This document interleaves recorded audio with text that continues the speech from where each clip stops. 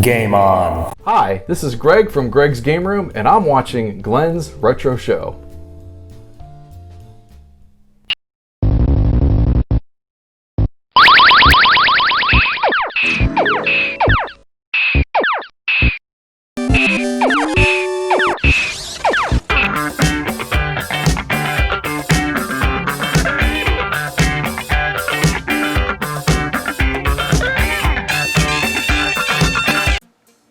Hi everybody, thank you for joining me on today's edition of Glenn's Retro Show.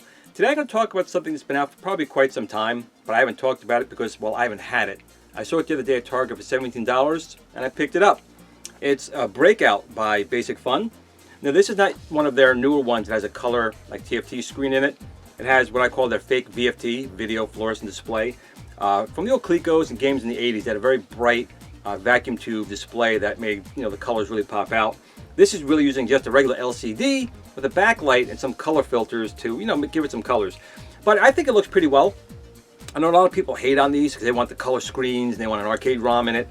Well, in this particular case, it never was an arcade ROM. It was using discrete TTL chips, discrete technology. There was no microprocessor or anything in the original Breakout. Fun fact is that Steve Jobs and Wozniak from Apple actually made this. It was actually Steve Jobs who was commissioned by Nolan Bushnell to make it. And then Steve, in typical Steve fashion, kind of tricked Steve Wozniak into making this with the fewest chips possible.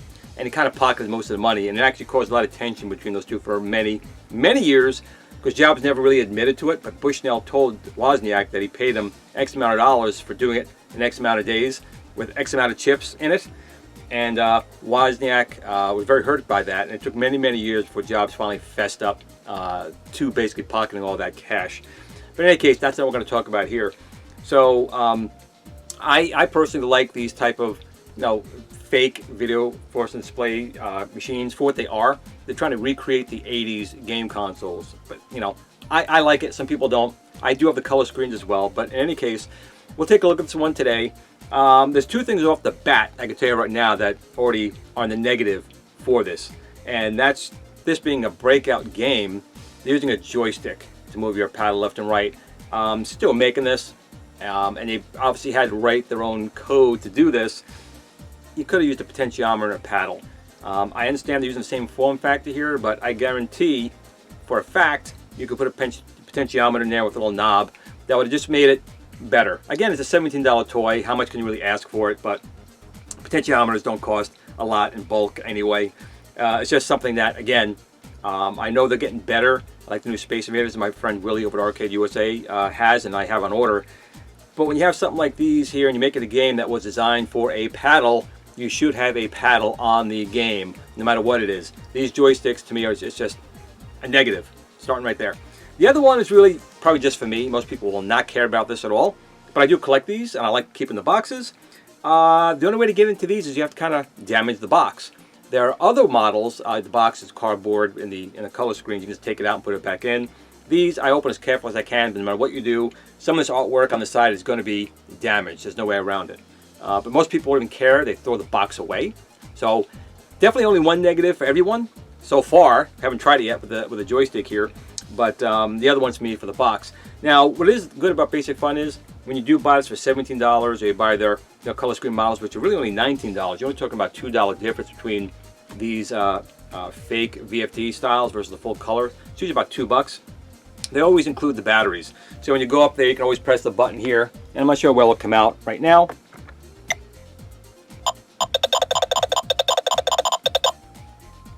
So, you could try it out in the store first, see how it is. And you can start playing it right away. Of course, unless someone pressed that test button a jillion times, in which case the battery died out. But it's a basic design, and we're going to take a look at that today on Glenn's Retro Show. Okay, one of the first things I always look at, of course, is the box, and we've already talked about that a little bit. The box design is nice. When you see this in the store, obviously you can get a full view of the console, which looks nice. Definitely has the artwork. If anyone does remember the old Breakout artwork, this is what it looked like, and it's very nice. The console looks good. They're usually pretty good with the decals. I do like all of this. I do like how you can, demo the game. When you go on to the back, it gives you some information on the game itself, some basic information. It's basic fun after all. But just overall, if you're a collector, these kind of boxes stink. The only way to get into them, they tape these down here, which I already took the tape off, which is actually right here, right now. The tape does come off easy, which is good. And these tabs, you just bend them, which is fine. You can bend them back, but you still can't open it because it's actually like fused on the cardboard here. So unfortunately, I'm going to go off camera for a second and do as best I can to open this without damaging it. Again, most people really do not care. They take the box, it's torn, it's garbage. I collect them, I like to keep the boxes. So from a collector's point of view, I mean, if you want to leave it like this, and sometimes I do buy two. Actually, I've always bought two in the past. This time I did not. So I'm actually trying not to buy 2 or 3 of everything. But usually I'll buy 2. One stays in the box, and one I open. And I still put back in the box. The downside is the ones I do have in a box have batteries in them that eventually are going to corrode. So eventually those boxes are going to have to open again, sadly anyway. So let's see how good I can open this and get the device out without really trashing the box. I hate this part. Wish me luck. Okay, I got it out of the box. And, you know, it doesn't look too bad, but when you lift it up, you can definitely see, you know, you ripped the, you ripped the artwork. And, again, from a collector's point of view, you know, that's kind of, it's kind of a bummer. But no matter what you do, that's what's going to happen. So definitely a negative for me on Basic Fun again on that. But we do have the unit out. And this goes back to their very original 01 and 02, the very first 2 that they made, which was their Space Invaders and Pac-Man, the same shell. And these are ones I've also converted into Raspberry Pi. You know, it's a nice case. It's solid. So, you know, for the $17, you get a machine that's, you know, it feels good in your hands. Got the batteries in there. I think these are, is it 4 AA's? I believe it's 4 AA's that go inside here to run it. There's a little tab you got to pull out to take it out of demo mode, and then the machine will turn on if it is on, or off if it's off. And generally you have your speaker here, which gives you off, medium, and then high for your volume. Then it cycles between them. You have our start button right here, and of course our joystick left and right. Now it's a 4-way direction type of joystick. They have these little lock points in here, so you can go left and right. It does go up and down as well. Again, for being Breakout, it would have been better if they simply made it so it simply slid left and right if you're not going to put a potentiometer in. But whatever. Again, the unit does look great. I do like the artwork. And the decals are all pretty much on there very well. You know, they did a good job getting those put on. They don't look like they're off, or there aren't any bubbling or anything like that on them. So that's pretty good. So the next thing to do is really to, you know, try the game out and see how it plays. Okay, I always love playing these type of games through a viewfinder. Again, there's an outline here of a button. It looks like it doesn't press in though, so there probably is a cutout there that wasn't needed. But again, the artwork looks really nice. I'm very happy with that. These guys, you know, it's definitely 1970s Atari artwork on there. So we'll hit the on button here. And you have to get it just the right angle here. So if you can get an angle, you can see everything. So we have our blocks here. We have our, our paddle, which doesn't move because it's not on right yet. All I'll end up doing is I'll end up turning up these lights in a minute, just so you can see the screen even better. But, you know, I do like, personally, I do like the fake VFD. So I'm going to do it one time here just with the light on, just see how it works with the joystick. I think you can see it pretty well right here, and my thumb on there. So let's start it up and try it out.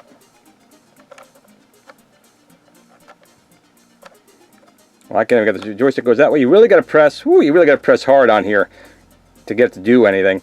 So I'm going to actually turn the lights off because I can't see the screen while I'm trying to do this. So let me turn the lights off and we'll do this again. Okay, I have the lights off here, and hopefully you can see that pretty good. I can see it pretty good. The joystick, I got to tell you right now, you really got to press it all the way this way, and the paddle moves very slow. But let's just start up here. If you can see the paddle down there, we'll start it up here. You really got to press over.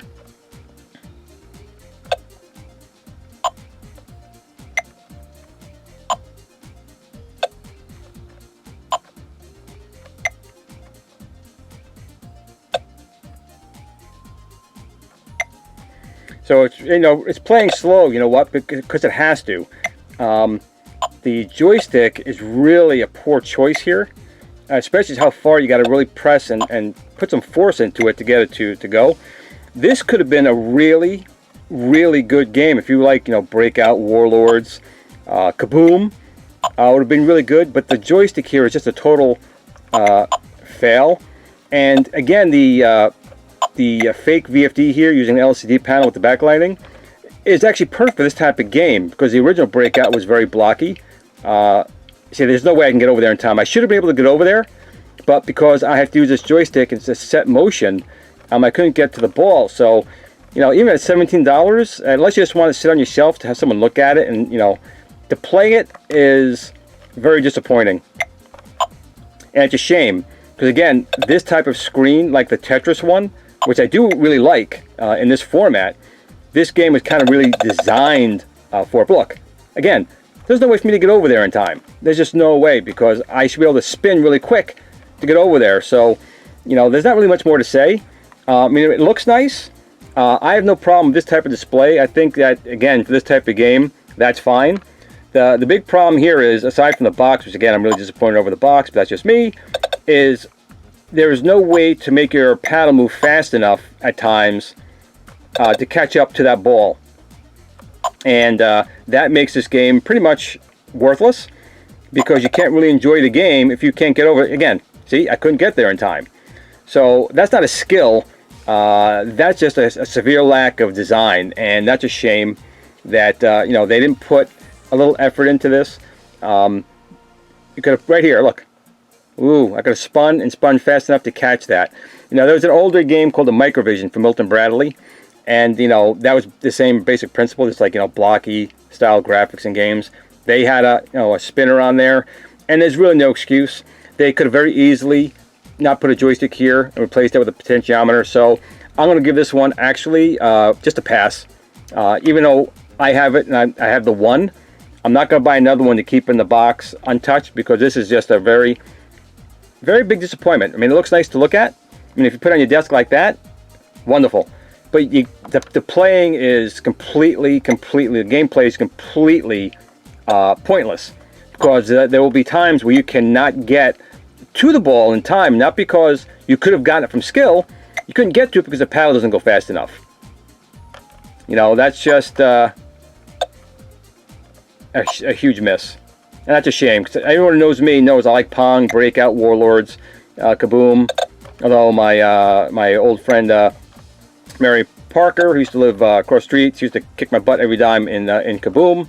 But it was still a fun game to play. But here, this is just a sad little failure, unfortunately. So I'll give my final thoughts. Final thoughts time, and it's a real shame. I didn't have high expectations, but even my non-high expectations were really not met. Again, I like the look of it. That's fine. The sounds are fine. Even the display is fine. As I said before, these type of displays and this type of game actually go very well together. I'm not going to lie, I'm disappointed over the box, and I had to ruin the box to get it out.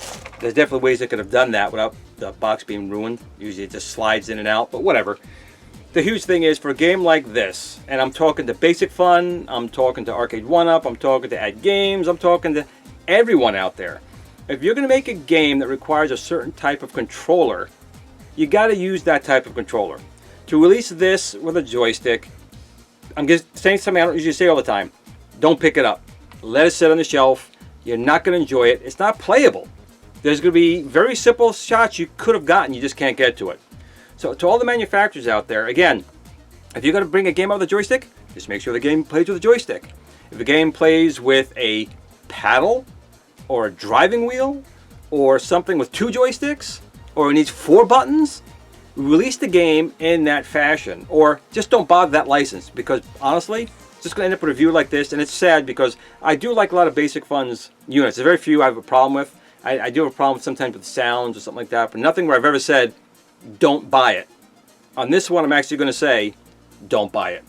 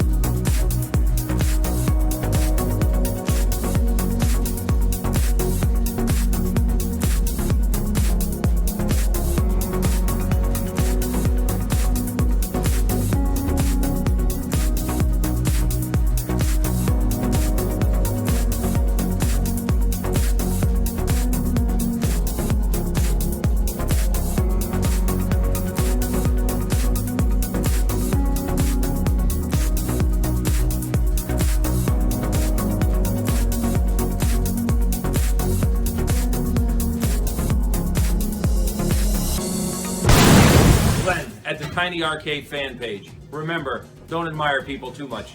They'll disappoint you.